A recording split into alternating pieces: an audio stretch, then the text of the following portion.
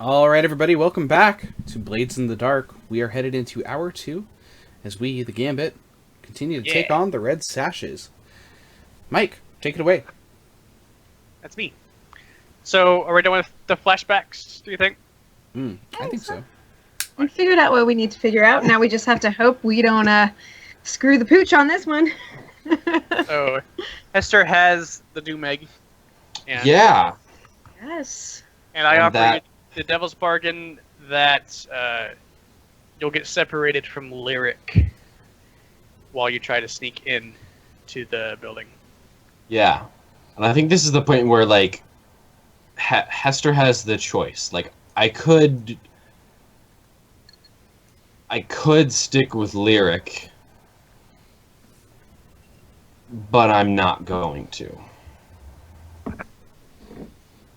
And it's just like, yeah. That's what he's made in his mind. We'll see what happens, but... You're about to make a real ass out of me. Alright, go ahead and this is still a group prowl action, so go ahead Yep. and roll with your new dice pools. Oh, hang on a sec. Nice. Both fives. Ooh. Alright, so I'm also trying to think about how the separation plays out just within the context of how group actions are supposed to succeed. Mhm. Correct me if I'm wrong, Ian, but in a group action, you know, the whole group succeeds or fails together, am I right? Yes. So, I don't know if it's as much like, oh, you're gonna... Hester gets inside, but Lyric doesn't, because that doesn't make sense within the group action. What if they both Maybe- get inside, but like they get but it's labyrinthian on the inside. Like it's not exactly clear the way they were supposed to go, and because Hester is like sneakier, like he goes one way and assumes that Lyric is with him, or perhaps they just get split up like pretty much right inside the door, and because it's like a back closet or something, and they just make the decision to press onward. What I think would happen is we turn around this corner, right? And there's like, I assume it's like there's a door, but there's windows, right? Yep. Mhm. And so rather than just walking up to the door like a normal human being would, he like does this thing where like, you know, like parkour people do it, where they like slightly run up a wall and then jump off of it against another one. Mm-hmm. And he does like that, but it's all fluid and like a shadow, like moving quickly. It's really hard to catch it because it's so dark. But he like turns around the corner and like appears to be going for the door, and then he does that and like jumps up to a ledge and into a window. Okay, and Lyric, you're so on focus of trying to get through this door that you just you open the door and you walk through, and then you shut it behind you, and then you kind of turn around to try to regroup with Hester, but he's gone. Yeah. You know? So, what do you do, Lyric? So what are my surroundings like once I actually get in? Sure. The door opens into a hallway, and there's doors on either side going down a little ways, and then it looks like the hallway opens up into a larger room by the looks of it. That's all you can see from here. It's dimly lit. Not all the lights are on. Okay. So you can't see very well, but that's about what you can make out from here. Okay.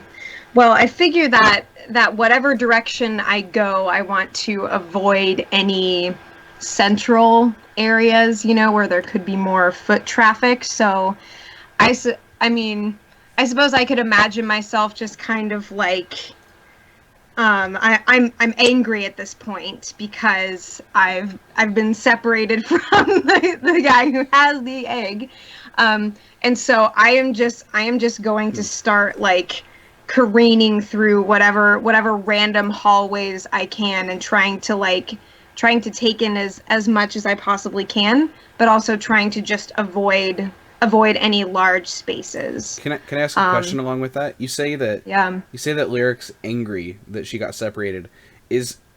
does Oscar talking to her have any weight on that? Like, does she think about that and like go like, oh crap, or is she just kind of frustrated in general because that's her personality? Like, is it her personality more, or is it like her personality as it relates to talking to Oscar and knowing what Oscar wanted, or is it like a little bit of both?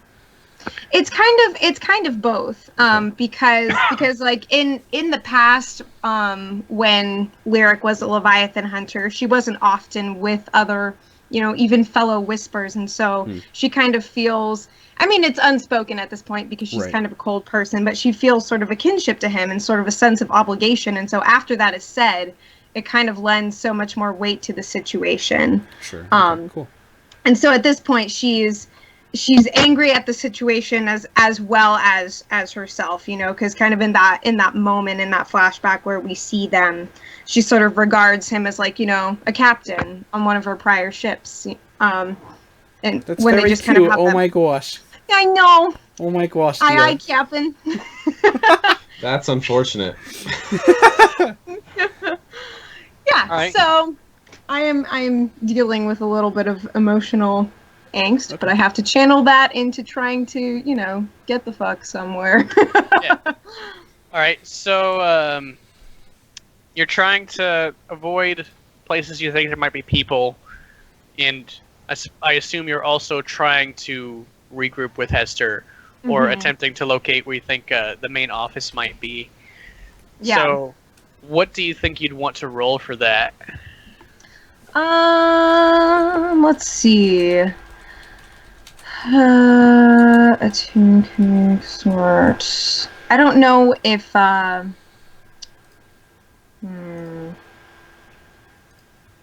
because it could be more about trying to study my environment and find clues that would indicate where main office would be. Or I could try and keep prowling around. Study is more like, you're studying books and stuff. Yeah. So that probably wouldn't make as much sense. Yeah, survey is more like study would be if you had a blueprint of the place, or like someone had given you like a sketch of it. Survey would be like looking at your surroundings and trying to figure that out. Okay. Let's see. I don't have anything in survey, so that could go poorly for me. Prowl, you think? What's that? Prowl, do you think? I mean, I do have something in prowl at least. So, as far as navigating and avoiding detection, that could be a good way to go. Sure.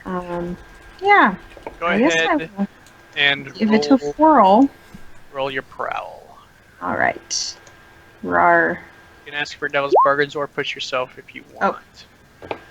I went for it. So you rolled 1d6. You got a 3. Okay. So you're walking around and you're trying to, like you said, you're trying to avoid places you think there might be people. But while you're going through the hallways and you're checking doors every once in a while, there's a door that's closed, and you open it, and all of a sudden this door, you realize it leads out into like the main entryway. Shit. Where so great. And you can see there's stairs that go up on, like, from where you're facing to the left. There's a staircase that goes upstairs, but you're definitely in the main entryway, and you can hear the commotion still outside, and it maybe sounds like things are starting to die down a little bit. And so from your estimates, you can think that your window of opportunity might be slipping a little bit. It won't be too long before they get things under control again, and then have everything posted. So Oscar's definitely trying to, like, keep the distraction up for as long as he possibly can. Like, this isn't like, for Oscar, this isn't a, like, you guys have 10 minutes to get inside and place the thing. Like, he's trying to make sure that these guys are fighting each other, and then, like, when they stop fighting each other, if they break that up, then they're gonna, like, start, like, peeing on the sidewalk or something, or like this. I just want to clarify that this is not something that Oscar's like. You guys fight each other and then I'll run away. Like he's still there with them, and he's kind of like, I mean, he's like that little shithead that like keeps egging everybody on. Like whether it's like fighting each other or like throwing pebbles at the windows or something like. Mm-hmm. My question to you then would be, at what cost to Oscar? Because if you keep hanging around, and you're trying to instigate more problems, then eventually the Red Sashes are going to notice. Sure. And they're gonna go for you. Sure. I think that like in each of these cases, the Red Sashes' first response would be to go toward the people who are throwing the rocks or the people who are fighting, right. And obviously they're gonna realize that I'm a part of the group. But the goal is that in that each time he would go up on him, he would kind of stand off onto the side. Like he's aware of what's happening, and he's aware of the fact that like he would know that just as much as anyone else would. The more he sticks around, the more likely he is to get busted with the rest of them. So he's trying to like gauge that and maybe kind of dipping in and out of the action, if you will. Like if they start getting really rowdy and like the Red Sashes come over, he's gonna go step off to the side and light a cigar and like play it cool and for a bit and see if they come over. And if they come over, then he'll try to like egg them on again. But he's not like standing in the front like, yeah, let's throw rocks at them. He's like walking up to him like, hey, did you see that guy? Or like look at that window, I bet you can't hit the middle. It's kind of like a one-on-one experience with the people, and then those idiots it's kind of like playing telephone. You only tell one person to do something, and then when one person does it, every other drunk idiot in the group is going to try to do it as well. That's my goal, at least. Mm-hmm. Sure. So Oscar is actively trying to make himself look like the least intimidating person in the group, while he's encouraging everyone else to be the most like ridiculous in the group, if that makes sense. Sure. Are you willing to take one stress to try to make the distraction go longer? Yeah, absolutely. All right. Go ahead and mark one stress, and Okay. It'll buy some more time for Lyric and Hester. I think that makes a lot Yay. of sense. I did it, guys. Oh, man. I'm also only 2 away from trauma, so please don't. Busy. So please don't. Okay. Don't want to give it to you for free, I don't blame you. I fully expected something. So. All right. So yeah, Lyric, you opened the door, and all of a sudden you're in the entryway, Yeah. the place that you did not want to be. All right, so just how I do. we're gonna cut to Hester there. Okay. So you open this door, and you see the entryway, and you probably see a couple shadows, outside the front door, and maybe it looks like one of them was about to open the door, but then you hear a voice that sounds like Oscar's, in the background, and then the guy's like, "Oh, bloody hell," and he walks back away from the door. I got you. And then I smile to myself. Right. And then we cut to Hester from there. So we see him land lightly on the floor after jumping in the window. Where does he proceed to? You What bastard. room is he in? You're in the bathroom. I was gonna say that. Like someone opened the window Let's because it was stanky and like. Yeah. Mm. How good's your sense of smell? It's stanky. It smells like someone has taken a shit in there recently. Well, so it's no different than the rest of the city. Yeah. Nice. Nailed it. There you go. Yeah, so he like walks across to the door that leads out, presumably, and he'll like open it and look outside. Kind of take a look around. Yeah, you don't see anyone at the moment. It looks like, the people that normally would occupy this space.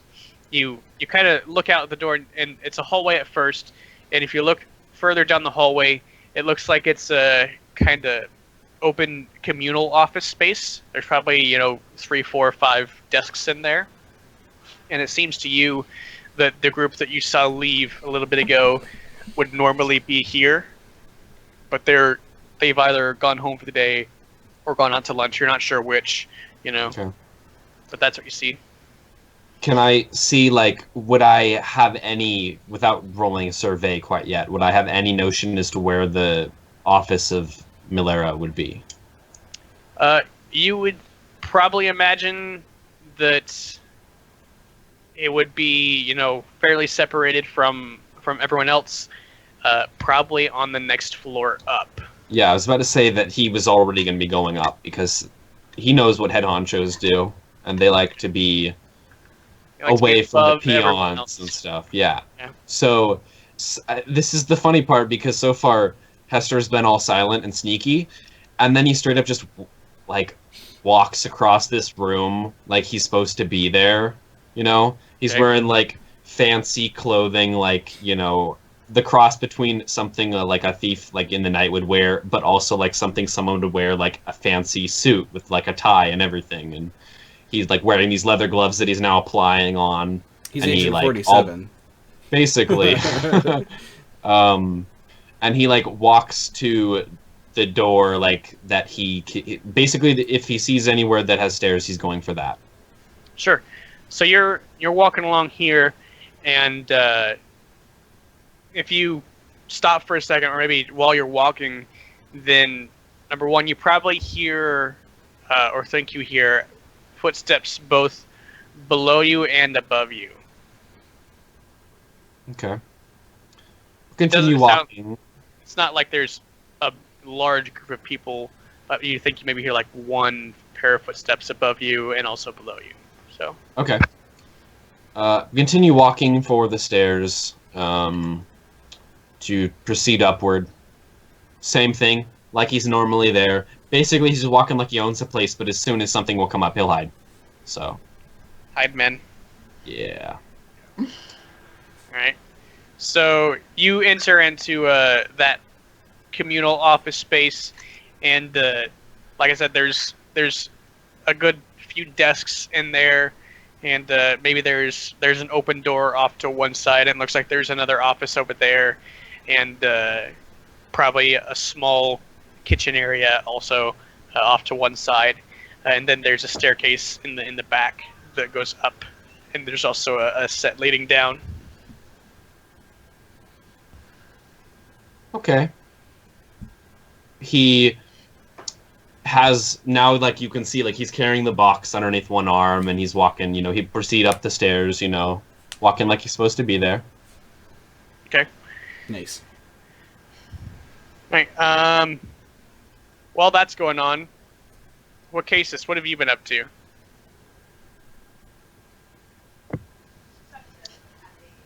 I'm drinking. Just went back to the bar? No, with the guys. Okay. Yeah.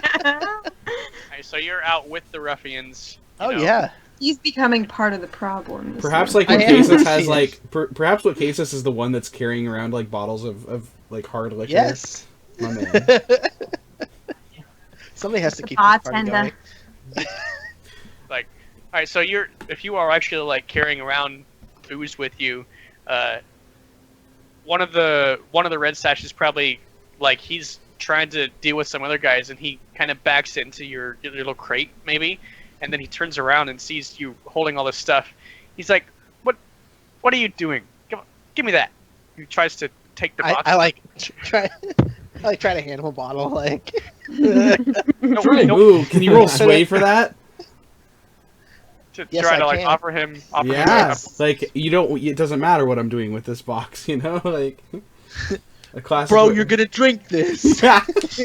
Bro, take shots with me, bro. Doesn't matter. Two shots with me, bro. Yeah, you need to do that. Would you like one booze, sir?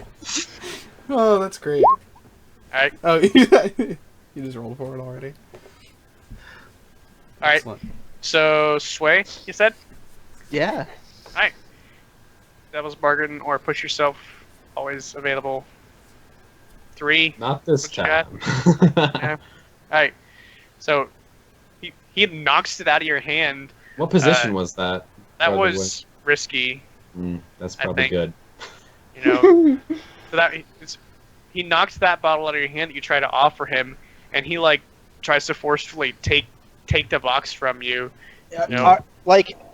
Everybody's pretty involved with something else, right? Yeah. I want to try to like tackle him to the ground and drug him with my trance powder. Well, yeah, and I think during that too, like like Oscar is probably, this is a moment where he's standing off to the side smoking a cigar, and he hears this bottle break, and his mind immediately goes to like, these fuckers are now spilling my booze, and that's expensive. We just spent a coin on that. Those ungrateful. And then he sees that it's Wacasis, and he goes, and he sees the red sash there, and he says, "Oi, did you see what he just did? He just knocked over your booze." And he says that to one of the guys, and he like pats him on the butt and keeps smoking his cigar, like standing, like leaning against the corner. It's like, my free booze. That's yours. Like, bastard, and he, like, cracks his knuckles, and he walks up to the guy that is trying to take the crate from Wacasis. He's like, "Oi, mate!" and just punches the guy in the mouth. I have like my hand on my trance powder, like putting it away.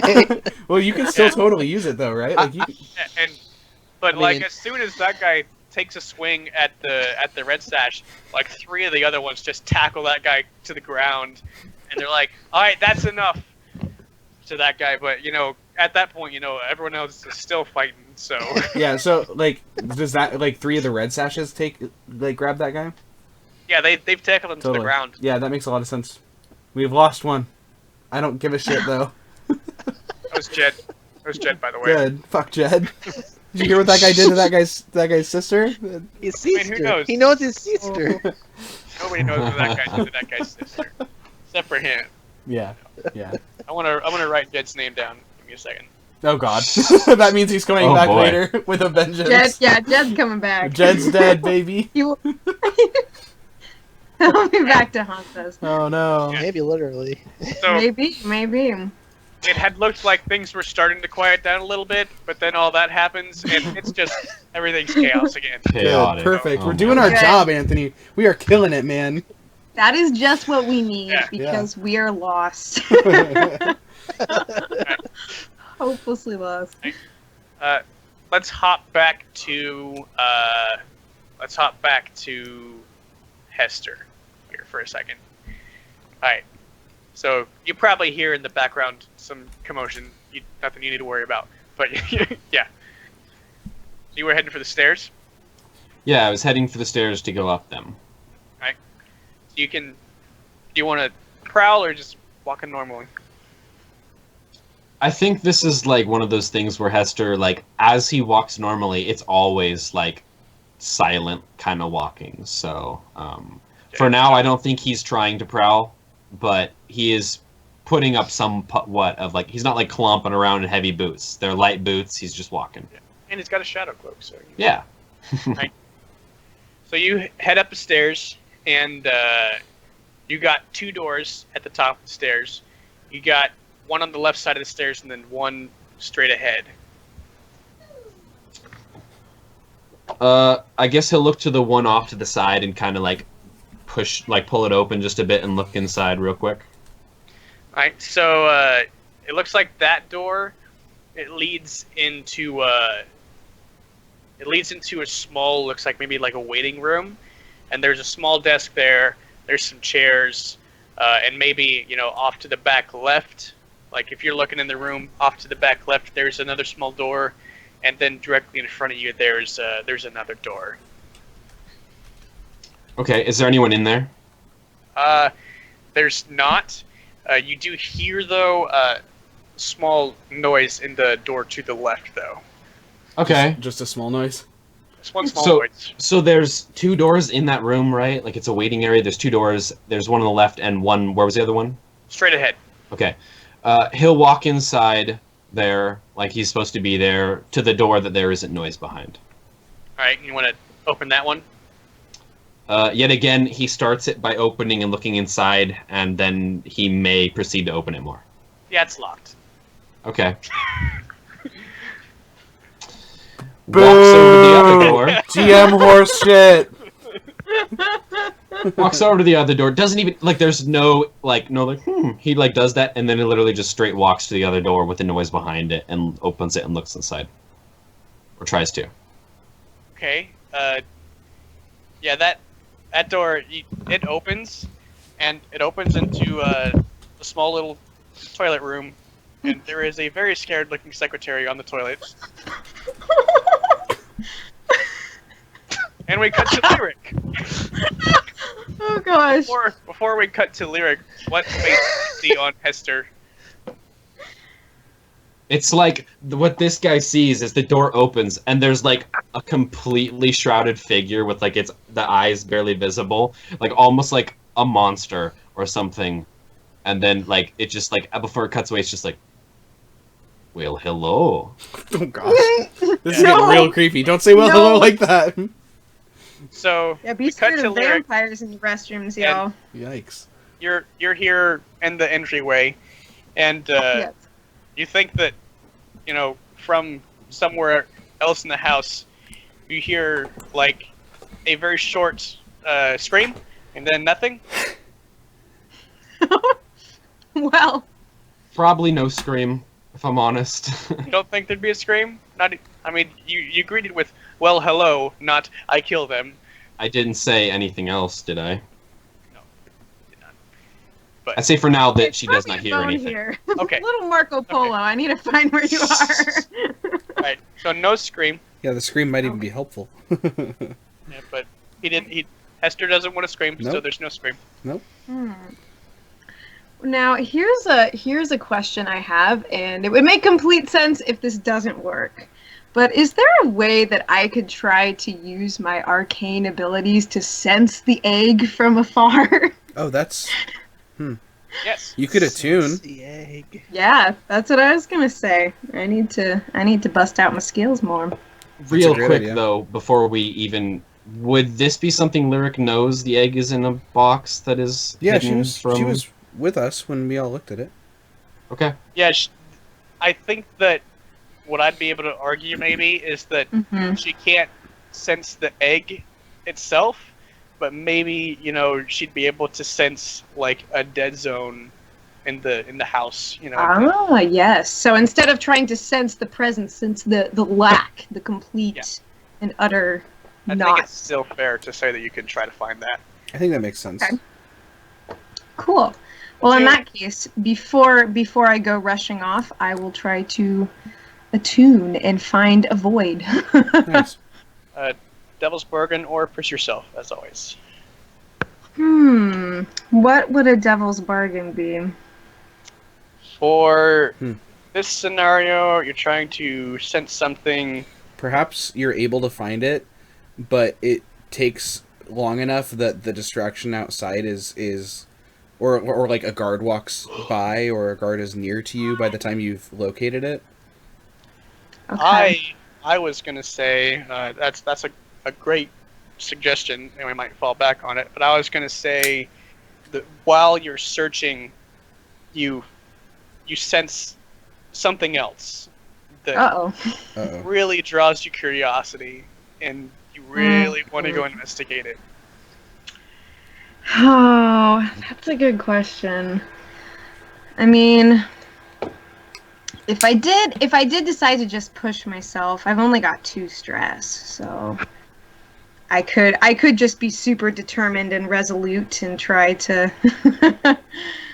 really go for it, really, use my telepathy-ness. Right? So you're thinking you want to push yourself instead of taking the Devil's Bargain? Yeah, I'm gonna try and push myself. Stress them if you got them. Yeah. 2 stress, by the way, not 1. Oh, Push yourself. sad. Sorry. I shall see. If I push myself, I literally take a trauma. Hey, push yourself. Creating chaos. Go ahead and Do roll it. your 3 dice. Do it. Okay. I dare you. Do it. Do it. Oh, whoops. I goofed. try slash roll. roll. Slash roll. Slash roll. Or you can do slash R, I think. Okay. Do it. There you go. A 5. Cool. So, I just want to double check here. On a 5, do it by complication. On a 5, it's like you do it, but it's a minor complication, right? Right. Okay. Because And- it's pretty good. Oh, it's what not- position was this again? This probably would have just been controlled, I think. Yeah, No. because nobody was currently there Yeah. or going after Right. me. So do it, but there's extra time, reduce effect. I think just extra time is probably going to be what it's going to be here. So, yeah, you're trying to find it, but you're not really used to looking for nothing, right? Yeah. Looking for something, and so Makes sense. it takes a little while. Okay. But you're able to find it. Mhm. So because it took some extra time, we're going to jump back to Hester real quick. So how do you prevent this scream that would have happened, Hester?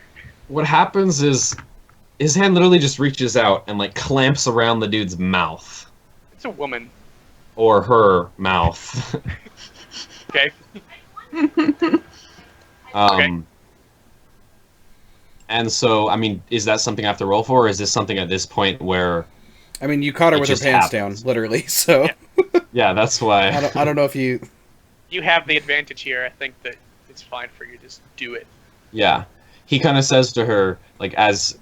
I imagine this is probably pretty frightening, as I would be equally frightened, if this were to happen. Hey, at least the bowel movement's moving quick at this point, right? Yeah. Speaking He's of which, done. what... He's done pooping. what? Yeah. What he says is basically like, before you do anything rash, and like there's like no jovial tone in him like he normally takes with the Gambit crew. Like this is all straight up sinister. And he's like, you are not going to scream. You will make no noise. You will not resist at all. If you do, you will not like what is happening to you. So, I am going to keep my hands on you. You will, my hand on your mouth. You will stand up, pull your pants up, and follow me without screaming, or I will kill you. She nods Okay. with wide eyes. He like You know? takes, as he's clamped around her mouth, like pulls her up while allowing her to stand and do that, essentially. She hikes back up her under breeches, and lets her skirt, fall back Okay. to cover her legs. How tall is she, by the way? She's like 5'4". So he's quite a bit taller. Oh yeah. Because You are Hester's intimidating. quite tall. So he like has not removed his hand. He's like, the room next door. Do you have the key? She nods. You will give me the key. Yeah, And he she like nods. holds their hand. She like points to the desk. Okay. He kind of looks at this. He's like, now, do you have anything that I can bound or gag you with? Getting 50 Seeing shades as in here.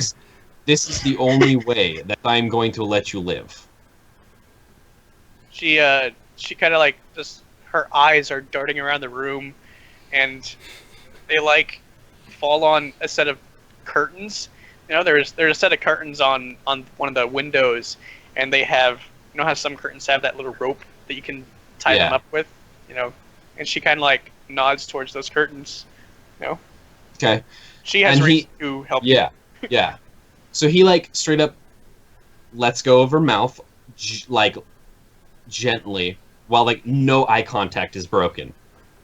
And it, like, for all appearances, he does not appear armed. But I'd like to imagine that a man dressed entirely in black, blending with shadows, that has threatened to kill her is probably enough. Probably doesn't need to be armed to Yeah. intimidate. So Suffice it to say, she is sufficiently intimidated. he kind of like steps back and like proceeds to like point at the curtains and basically says, "Go." She goes over to the curtains Okay. and like she tries to tear them down, but she can't. Right? She's not really strong enough. So there's just like this rattling of the little rings around the curtain rod, and she's like grunting. She's trying to pull the curtain down. As soon as her back is to him, he like hits her in the back of the like head to knock her out. Congratulations, you just gave someone a concussion. Good. Oh my Alright, gosh. World star. And like as she falls, he catches her like gently Okay. and Beautiful. like carries her over to the chair behind the desk. Still a better love story than Twilight. It's about the same, pretty much, really. About the It's same. more 50 Shades of Grey than Twilight, though, you know? 50 Shades of Grey is just a fan It's- fiction of Twilight. I set know. out- Where? Set at WSU Vancouver without vampires. Yeah. Yeah, I so considered going there. she slumps Never. loosely into her office chair behind the desk. You know, Okay. she is unconscious now. Okay. She hella dead, dude. Come on now. He like. No, Hester's not trying to kill anyone right now. Yeah, you Um, punch someone in the back of the Not skull. trying. Knocking I mean, someone unconscious with your fist is not as easy as the movies would make you think. Without Oh, you causing know. serious brain damage. So he like puts her gently in the chair, and he kind of like stares at her for a minute, and he's like nods, and then he proceeds to like look in the desk, for the key. So yeah, you open up a few drawers, and it doesn't take long to find a small key ring with a couple metal keys on it, like skeleton key, style. Okay. Grab it and walk over to the door and like flip through them to go into the room. Yeah, so you try a couple of the keys, and one of them click, and you push open the door. What is Lyric doing now that she has the approximate location of the egg? Well, I would like to think that as soon as I can feel a tangible lack of something for however long it takes, I start making my way there. I mean, are there stairs like leading up that I can easily access? Yep. Because I assume that I guess what level of the building am I on? One, you're still on the first floor. Okay. So I'm gonna have to go up anyway. You're gonna have to go up 2 flights of stairs, Okay. Well, in that case, I will head up the first flight. Alright. And yeah. And I imagine that maybe part of like the time issue is that like I'm sort of going slowly because I'm like trying to focus because it's just sort of it's a weird thing to try to go after. Sure. So maybe I'm not necessarily moving fast, but I'm trying to make sure I don't lose it. That makes sense. You are able to tell. It seems like it's on the top floor, Okay. and with that information, you can just head to the top floor and see what you can Okay. find. All right. Well, So Then you I head will upstairs, keep going. And there's the stairs. They kind of just go up one side of the entryway, and then there's a door that opens up, and you enter into this smaller room with a couple doors off to either side, and there's a window overlooking the entryway that you just came through, and Mhm. looks like there's a hallway to your right that leads towards the edge of the building, and as you pass that hallway, you can look down. You see a open window there, or sorry, you see an open door off to the end of the hallway, and it Mhm. looks like it might be a bathroom, and you see the staircase off to your left. They can go Okay. up. Okay. Well, I will head toward the staircase.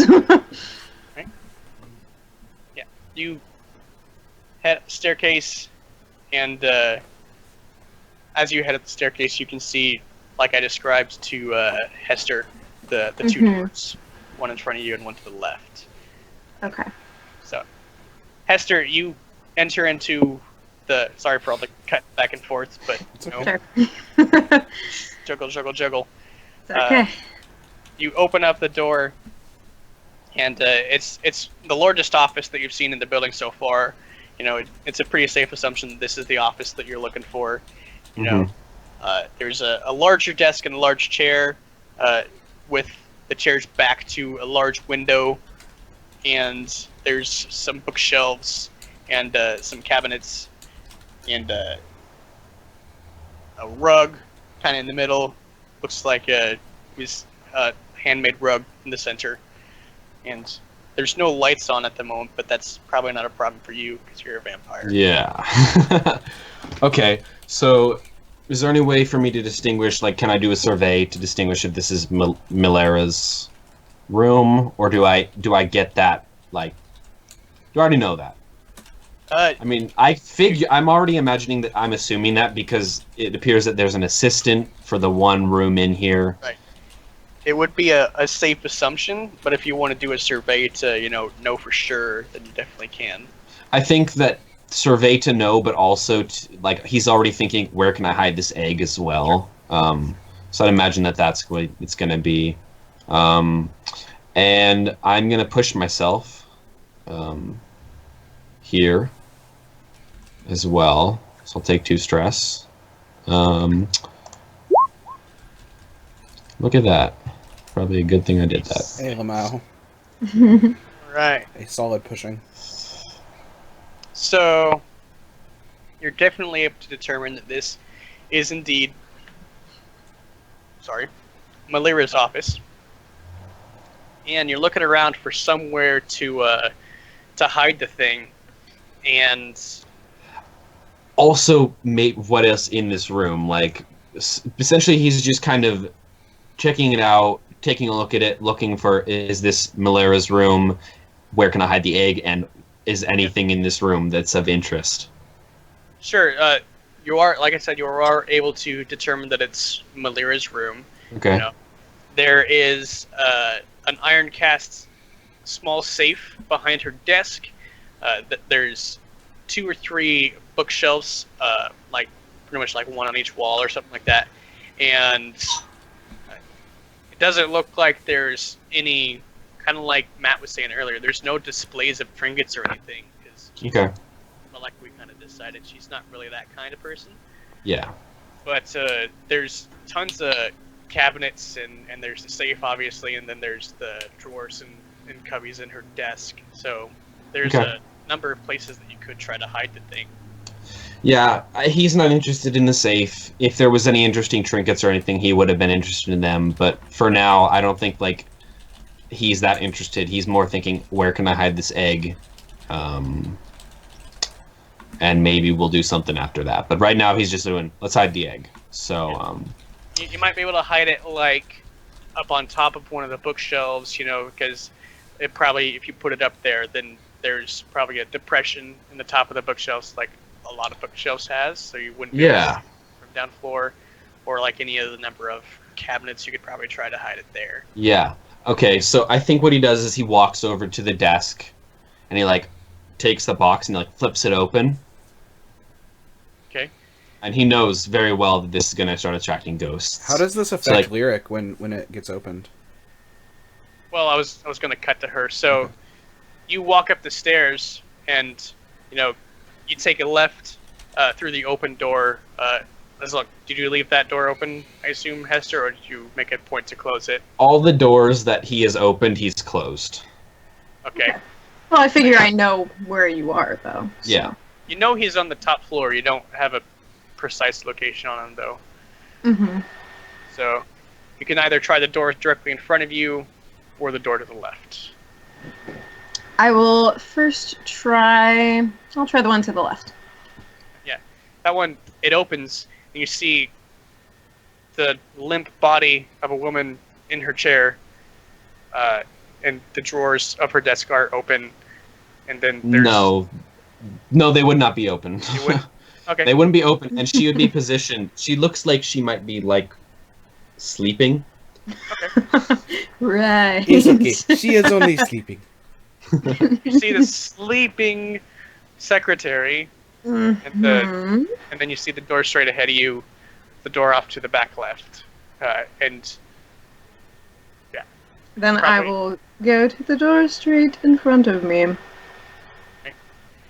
So you open up that door at pretty much the same time that Hester is opening the box. So he opens the box and you open the door, and I don't know if Hester looks up to acknowledge you, but you definitely see him standing over the box with it open, and similar to how you felt before in Basil's office, you feel like a chill come over the room. I have a question. Yeah. Does Oscar feel this from outside? Mm-hmm. Does Willie feel this? Does Willie get the willies? Well, what did you do with Willie? Willie was not on the trip. You sent him off. Yeah, like, I thought he to- stayed at the. I sent him off. Place, I sent but- him off for the during the investigating the thing. I mean, theoretically, Oh, yeah, I sent him off at the time. It was just for when we were investigating it, with the intention that he would come back after that. But perhaps I could invoke a flashback wherein that wouldn't be the case, because I know that I'm probably not going to need Willie on this, and also it's dangerous for him, and I think that just makes sense. I don't think that Oscar would have risked it. Yeah. Also, there would be the question of if you wanted to take some measure of action to try to prevent Willie from being drawn to the device, because remember, Basil said that they were going to work on something. right. So you could maybe invoke a flashback to take Willie there and see what they found. How much stress would that do? Because I can't do if it's 2. I was going to do one for you. Then let's do it. Put you You're right on the up edge of glory. But, I'm on the edge of trauma.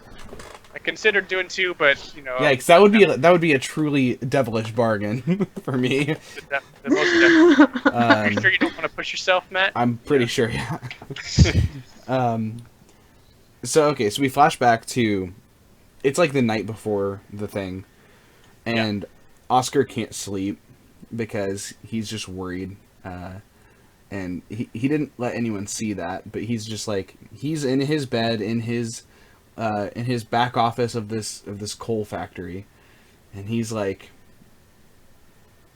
just kind of mulling about. He can't really sleep. He's looked over some documents, tried to do his normal nightly routine of like looking at case files until he just gets bored and needs to sleep and having a drink, but he just can't. And so he just says, "Oi, Willie." And there's Willie. He's sitting in a chair in the corner of the office. And he's just sitting there, and like, I imagine he's like playing with something. Like there's some sort of small physical object, like a top, or like it's like a little trinket, like a little toy, a little action figure maybe.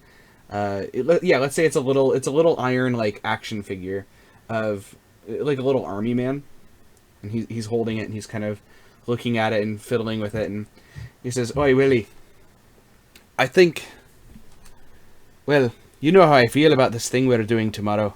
I think we should go to Basil now. I think just to be safe, just to see if he's got anything. I don't have an appointment, but I'm sure he'll see us. Come on." And Willie's like, "Look, like, it's gonna be fine, dude. I'm sure it'll be no big deal. I'm fine. Look, that one time when I was drawn to it, like, yeah, that happened, and then he sent me away." And like he's like actively resisting it, even though he probably knows it's for his own good. He really does not like the separation that occurred when Oscar sent him away for the testing thing. But I think that eventually, after a minute of goading, where Oscar is just kind of putting on his coat, and he's like, "If you're not coming with me, then I'm going alone, and I'll come back and give whatever thing he's got to you." And Oscar and Willie head out to Bazo's. Yeah, you get to Bazo's, and do you want to roleplay the entire conversation, or do you mind if we just do Let's cut to the high points. Yeah. So basically, he's offering to keep Willie there, in the office behind a ghost barrier, the spirit door, so that he won't be able to get out while you guys do this. Okay. He's like, that's the best I could do on short notice. He says, Oscar says, "Look, if you want to do this," and by the way, Willie is like openly like saying, "No, this is trash. I can't do this. You're just gonna leave me here with this guy. This is like a prison. This is a ghost prison, and you're just gonna put me in here like that." Like he's actively resisting this to Oscar, but Oscar's like trying his hardest to ignore it, to try to make this business deal work with Bazo, and he's like, it's like, if we want to do this way, which is certainly not ideal, then is there a key or something I can have so that I know that when it is time for me to come back in, I can unlock my brother. I can let him out. I won't have my brother locked up by some man who, while we are business partners, is just a business partner. I'm his brother. And you know I'm an honorable businessman. He, like, reaches into his desk and pulls out a key. Were you looking for a spirit key or just a regular key? A key to the... I mean, like, whatever will open the door so I can get Willie out.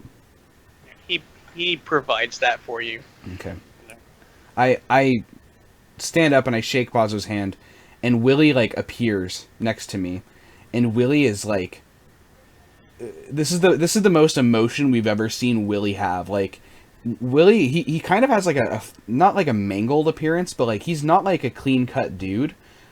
He's got, like, messy hair, and, like, he's got, like, a scar on his face, and he just looks like he could have been alive for those 40 years that he looks like he's 40 years old, and, like, he's been through some shit. And that's just sort of how he always looks. But in this particular facial expression, he's grimacing, and it looks like he's, like, really battle hardened. Like he's been really, like, he's really pissed at Oscar right now. So is he directing this gaze more towards Oscar or towards Bazo? Oscar.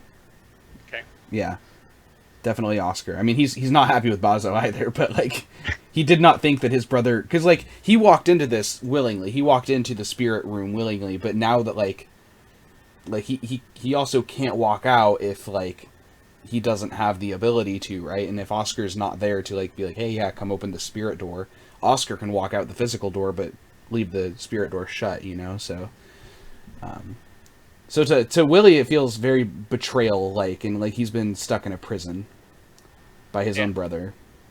And as we see Oscar leave, like, there's totally, like, a tear. Like, he's got the key in his hand, and he just, like, he's holding on to it. He's not putting it in his bag. It's in his hand. And during this whole, like, when we see it in his hand, we might cut to all those different shots of Oscar doing this whole thing, and he's always got his left hand clenched, like, he's just holding on to that sucker. And yeah, and he walks out, and he's not having a good night. And he goes home and he doesn't sleep, but... Yeah, so when you feel that chill, then I imagine you probably, pause while you think about Willie, Oh, yeah, absolutely. As soon as that thing opens and there's that moment of, like, ugh, like, he opens up his palm, like, but he has his other hand over it, like, he's protecting it. And he just looks at it and he just kind of, like, swallows down his pride and is like, I needed to do this. Yeah. We're gonna be fine. It's almost done. Like, he has a moment where, like, maybe Wakasa sees this too, like, where Oscar is, like, whatever front he's putting up of, like, smoking a cigar and acting cool, like, it stops. It just, like, the buck stops right there, and he just was like he's frozen in fear, and then he just, like, kind of, okay, yeah. I'm back at it. Okay, I'm back, One of the red stashes probably, like, shivers, while this is all happening, and he kind of he doesn't think much of it. He shrugs it off. Maybe makes a comment to one of the other guys. It's getting a little chilly. But then we cut back to Lyric and Hester, in the room, trying to decide where to hide this thing, Yeah. Yeah, and I would say that being in as close a proximity as Lyric is to the egg, she's shaking pretty hard when she's in the room. Kind of makes her feel like she's back Leviathan hunting, and she's thinking about that giant mofo that took out her last ship. That kind of heebie-jeebies.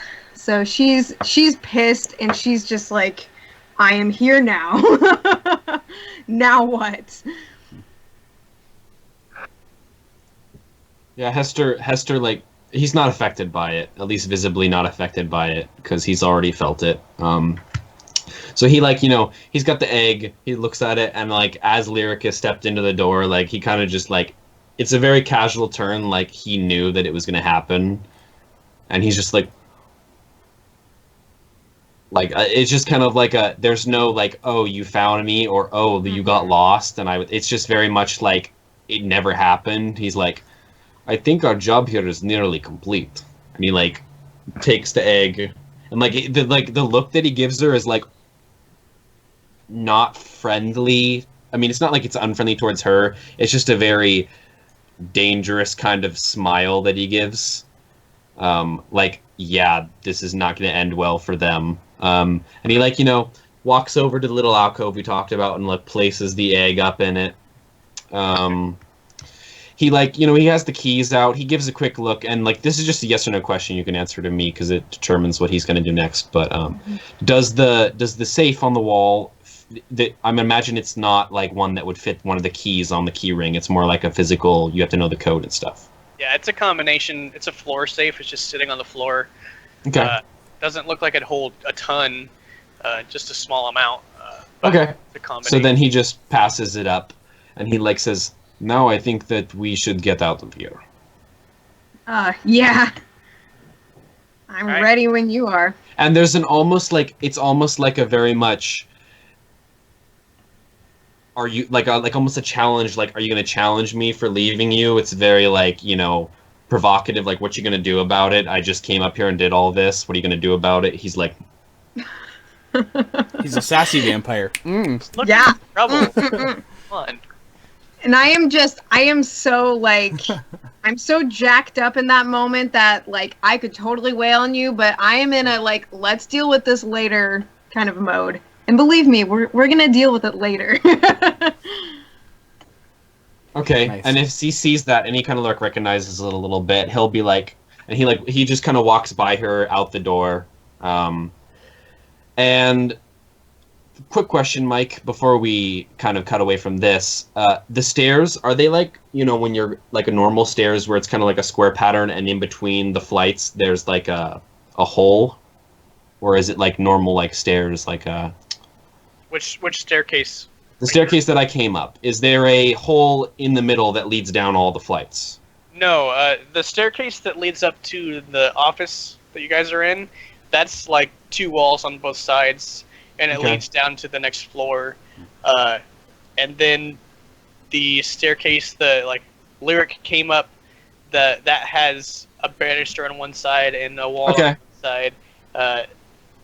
And the other staircase that you came up, you didn't come up another staircase, you came in through the window! Yeah. Like a scrub. So he walks over to the desk, and he puts the keys back exactly where they were. Everything has been thoroughly swept. It's exactly like it was when they got there. And he kind of looks at the woman. He's like, Just like I left her. yeah. And then he picks her up. Oh. And he's walking towards the banister. And I think So- this so is you, the point. like- Well, It's very evident what he's planning on doing, and this is the point where Lyric could do something or could not do something. I don't know what he's Just- doing. just to make sure that you got a He clear wants picture of the to room that eat. you're in now, you're in an enclosed room, and there is one door that leads out to a small staircase landing, and there's 2 walls on the other side that lead down, and then Mhm. it leads into another room where there's a door that leads to a staircase with a small banister. So you'd have to go down the stairs and into that room, then to the other staircase to the banister. Anthony, Okay, were you then gonna he say just- something? Okay. Okay, then I guess I was mistaken. Then instead, he opens a window. You can find one of those. Yeah. Oh. Yes. Wait, does he open a window with the woman in his hands? Yeah. He's gonna make it look like a damn suicide. Oh my gosh. Don't put me in this position, you bastard. I thought he was gonna eat her, but That's what I thought. Here I was getting ready to wrap us up, but then Are we Ian gonna have a had to go and cliffhanger? I'd say we don't cliffhanger it here because it's very. I mean, this is gonna happen. The literal actual cliffhanger. Yeah, like this is going to happen. So maybe this is how we end it. Maybe like we cut to the guards at the back door, and like suddenly there's a dead woman behind them, and Oh. Yeah, it's that's- very much a boom. or and that's where we cut.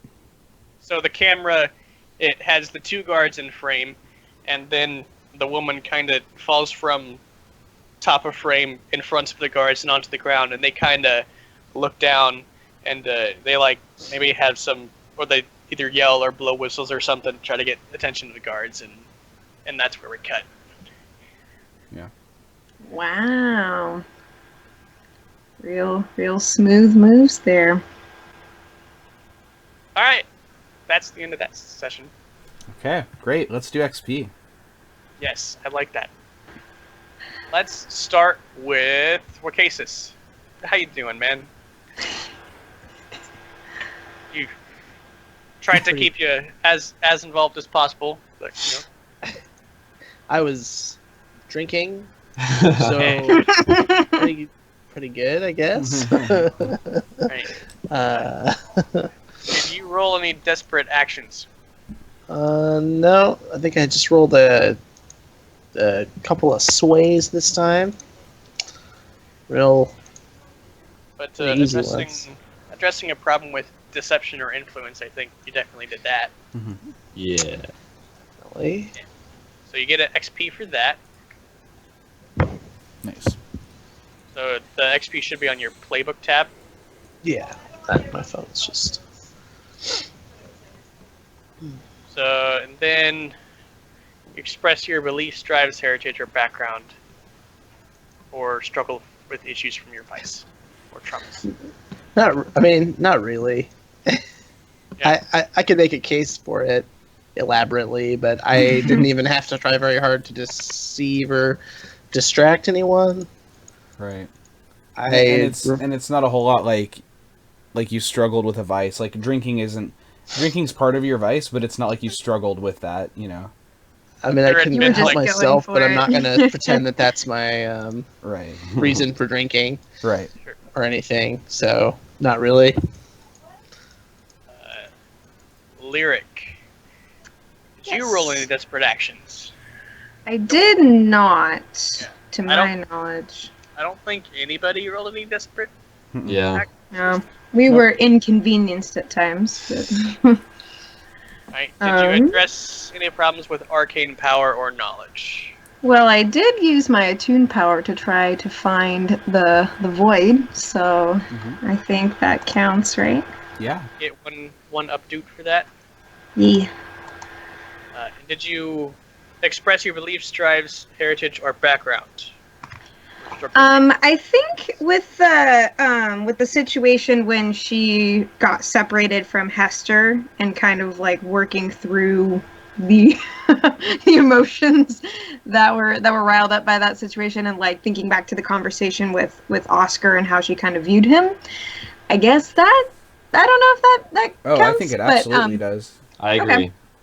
That and I think the part where you're talking about being on the ship and how like your character has like at the end of the session your character was very like noticeably antsy, like really wanted to get on to the next thing and get moving, which isn't something we've seen, and you justified it by saying that it's because your character was thinking about like the power of this thing and how you experienced that with your Leviathan hunting. Yeah, So- because all of the stuff that happened like with her last voyage is still super fresh, so it's like she's still at a point where those things can just come up really easily.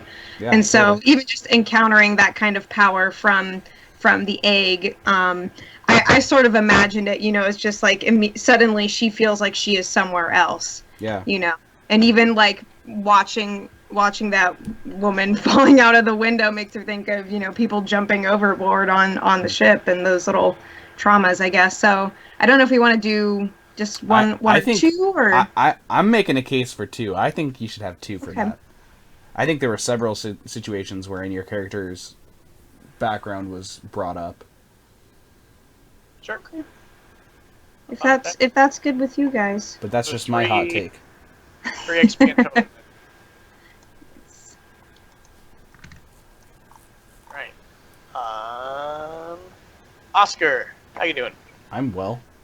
Well, Oscar's not. Oscar's not feeling quite well, but Not he's too hot. He's upset. He was doing pretty well, and then suddenly he was not. You address any tough challenges with arcane power? I don't Or think no, I did. I don't think I did. Nope. I convinced idiots to fight each other. So I talked my way out of everything this week. Yeah. Secretly, Oscar's a spider, you know? You can. I think you can take 2 XP for the For last one, though. The expression of the beliefs and drives and heritage. Yeah. Yeah, I would say so. I got to address more of the relationship with Oscar and Willie and kind of flesh out Willie more as a character. Some good flashbacks too. For Yeah. that. Yeah, and the Like, more than one, right? Yeah, and the flashback with talking about Oscar's distrust of Hester as like the new guy among the crew. I think those are both pretty important too. And like in that And trusting the other lyric. I mean, and the one with Bazo? Willie, yeah, Yeah. and Bazo. Yeah, totally. So I'm happy That to ain't take good 2. flashbacks. Do it. And that's on my Hester. playbook advancement? Yeah. Okay, thank you. Hester. All right. No long-term projects were completed, I don't think. No, but I do remember that we decided that because of the fact that generally a character from a class becomes a vampire, that I have the Lurks XP trigger essentially, which is infiltration and athletics. Sure. If you want to go ahead and add that to the little box there. Yeah, I'm gonna. So I think we did talk about that, so I think Yeah. that's okay. So did you do that? Did you do that? I think that I infiltrated. You infiltrated. Yes, you did. Yeah. Yeah. Also, assaulted a woman in the bathroom. No, there's no XP for that, though. Kind of grateful for that. Expressing your beliefs, drives, heritage, or background? Or Yeah. So I think this is where a lot of what happened. So I think I should have really marked this down. The whole like situation where he kind of entered the building and then took control, and this is separate from the whole getting away from lyric thing, because that's going to come in a minute. But the whole like part where he like enters the building and then he acts like he kind of like owns the building as soon as he enters it. Like this is his place. He's comfortable here. You know, he's walking around. He doesn't. He's not interested in the money or anything. He came here to get the job done with this interesting artifact, and he's done with that. Like now that he. Okay. And then the other one that's from his drives and beliefs is the fact that he is not leaving any witnesses. This is very much. This is the point where he could have left her alive, and it would have been really, really simple for him to leave the lady alive, except for the fact that she saw him. And by that, she's the only person that has seen them, and to his knowledge, the only person that has witnessed a break-in here. So he decided, rather than letting one human live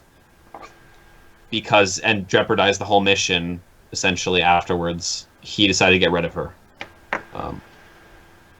Okay. So yeah. So are you thinking 1 XP or 2? I mean, I'm open to hearing what people say, if that's 2 or 1.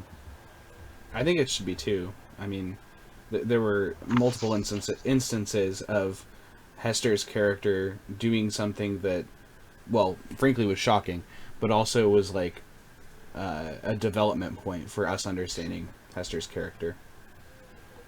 Mm-hmm. Okay. Go ahead and pick 2. Yeah. And then the last bit is the trauma and vices bit, because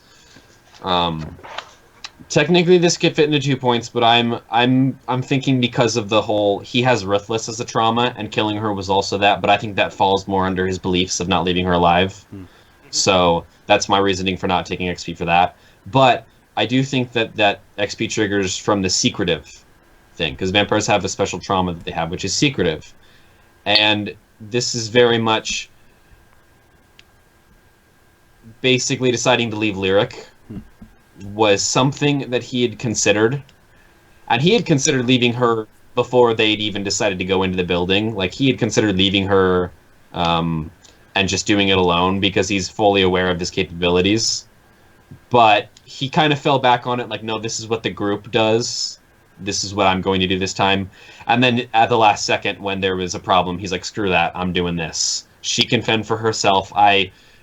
She's capable. I'm sure she'll be fine, And then he took off, and in doing that, kind of kept all his secrets about what he does and how he deals with things a secret. Like he's very much, I don't want people to know how I do what I do. So. Okay.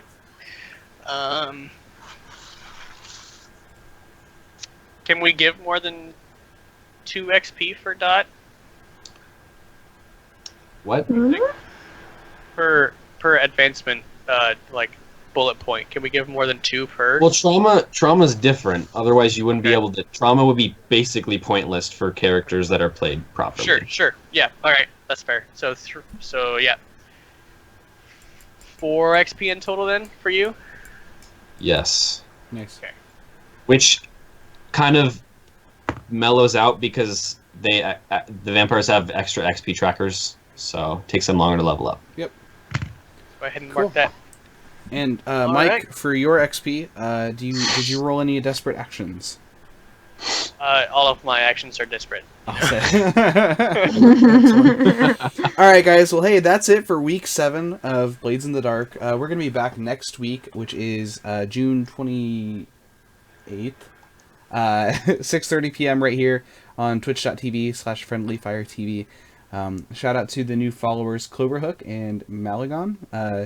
Thanks for joining, guys. I hope you guys have enjoyed the show, and if you haven't already, you can always check us out on YouTube. We have basically every episode of this prior to this there, and you can check it out there. I really recommend doing that. You can subscribe. We also have our Age of Rebellion campaign on there as well. That is correct. Yeah, we had a campaign of Fantasy Flight Games Age of Rebellion, and we did a campaign of that, and so that's up there. I think there's about 8 weeks of that. And it's pretty wild to think that we're already coming up on about 8 weeks of this as well. It's time to move on to a new RPG. Let's no, go. I don't think so, man. No. I'm good. I'm happy with this right now. Let's do some Burning Wheel. Oh. Yeah. You big nerd. Yeah, so you can check out our YouTube there, and you can also follow us on Twitter. That's where you'll find out basically everything that we're doing. Anytime I do something about Friendly Fire TV, I post it onto Twitter. And that's a really good way to get notified when we go live. Additionally, a good way to get notified when we go live is to hit the follow button, which is directly below Ian. It's a good way to get notified because every time we're live, it's going to pop up in your email if you have that setting on, or whatever setting you have set to notify you. Additionally, if you hit the following button on your Twitch dashboard, then it'll show us there. But for general knowledge, it's 6:30 Pacific every Tuesday. Let's go around and do some shout-outs and plugs. Anthony, do you have anything to shout out and or plug? Shout out to Wizards of the Coast for Hey, Lamau. making a sweet, expensive set, and then not putting any of the good cards in my box. Oh, speaking of box, But no. Ours is shipping out on 4th of July. That's when Mass Drop is shipping Ooh. ours. So, Very patriotic. yeah. Okay, that's good. I mean, we don't get it on the 4th of July. No, that's when they're shipping it out, but We're going to do a draft, y'all. yeah. Feels right. Mhm. That's what's been on my mind, man. Yeah. Emily, how about Eternal you? Masters is sweet. Yeah, definitely, man. How about you, Emily? You also think Eternal Masters is sweet?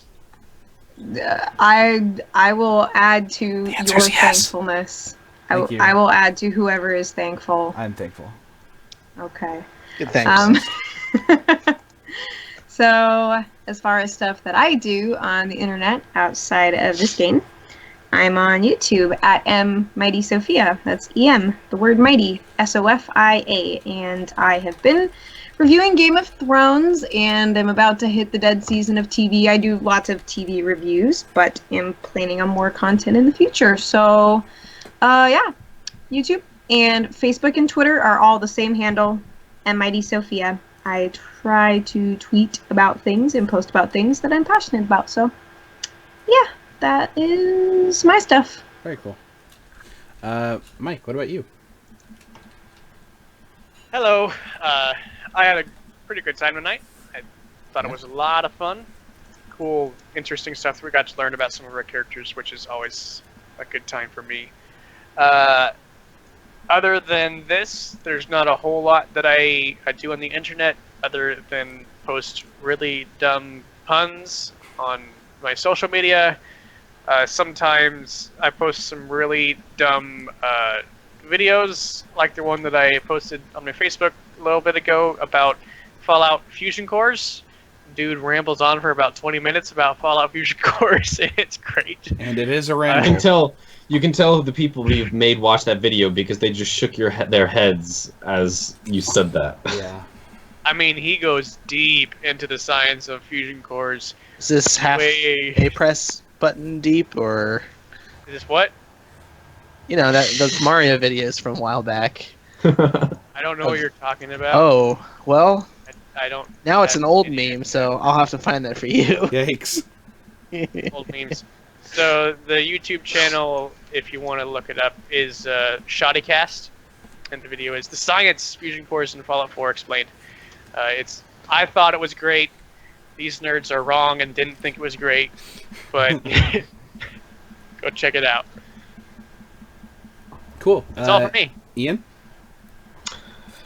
Well, besides the fact that I just found out that Bryan Cranston is playing Zordon in the Power Rangers movie. Power Dongers? Yeah, the Power Dangers, yeah. Power Rangers. No, they're way cooler.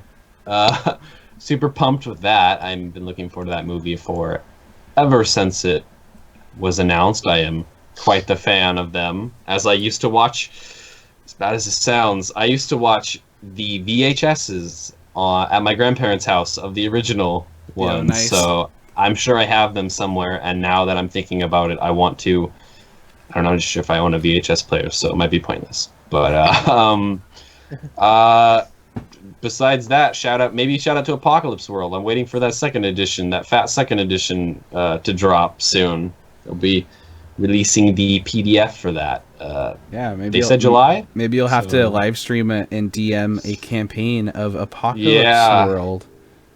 The Ian? worst thing about there being so many RPGs is that I do not have time to play them all. Yeah, hire us Yeah. to play these all day.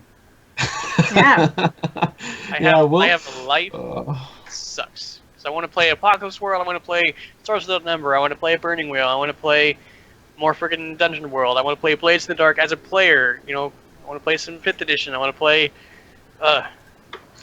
more stuff. You want to play Burning Wheel and also Burning Wheel? Oh yes. Did I mention Burning Wheel? Yeah. You didn't mention Stars Without Number. I did. Oh, I You missed did. it. Okay. I want to play Sorry. Stars Without Number. too. Skype cut out for a second, so... Okay. Lots of good RPGs. Well, as for me, this is what I do, and I've already given you the spiel about where you can follow us and everything. If you have any questions about that, you can view chat, which has all that information because of lovely Nightbot. But man, I'm stinking tired. So let's call it a night, shall we? Thanks, everyone. See you next week. See ya.